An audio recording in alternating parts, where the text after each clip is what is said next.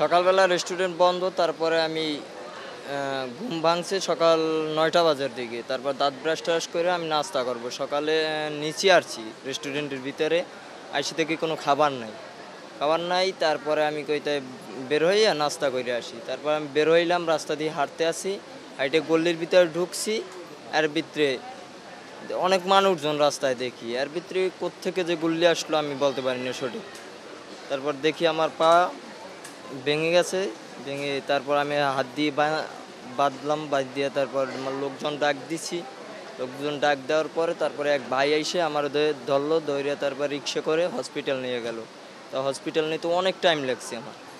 অনেক টাইম লাগার পরে মুগ্ধ হসপিটাল নিয়েছে। মুগ্ধ হসপিটাল থেকে আমার ড্রেসিং করার পরে তারা বলছে যে ঢাকা মেডিকেল বা পঙ্গুতে নিয়ে আসতে। তারা এই ড্রেসিং করে দিয়ে আছে। আমার বাবা আছে, আমার ভাই আছে, কিন্তু কর্মস্থানে কেউই নাই। আমি তার জন্যই ঢাকা আসছিলাম, ঢাকা এসে জব নিয়েছি। আমি লেখাপড়া করি, ডিগ্রি প্রথম বর্ষে ফাইনাল ইয়ার পরীক্ষা দিয়ে ঢাকা আসছি।